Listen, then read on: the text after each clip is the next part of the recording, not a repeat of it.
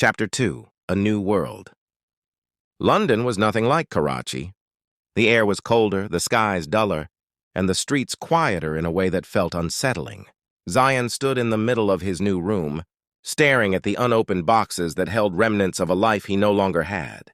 His father moved around the small apartment, unpacking dishes and muttering under his breath about new beginnings. But to Zayan, this place didn't feel like a beginning, it felt like an end. The week since his mother's death had been a whirlwind. The funeral, the endless visitors, and finally, the abrupt decision to leave Pakistan had left Zayan hollow. His father believed London would be their salvation, a fresh start in a land of opportunity. But Zayan couldn't shake the heaviness in his chest, the feeling that he'd left behind not just his home, but a part of himself. He thought of Ayla often, her laughter echoing in his mind.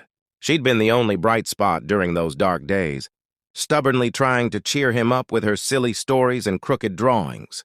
He kept her notebook tucked away in his bag, a small piece of her that he refused to let go of. School in London was a culture shock.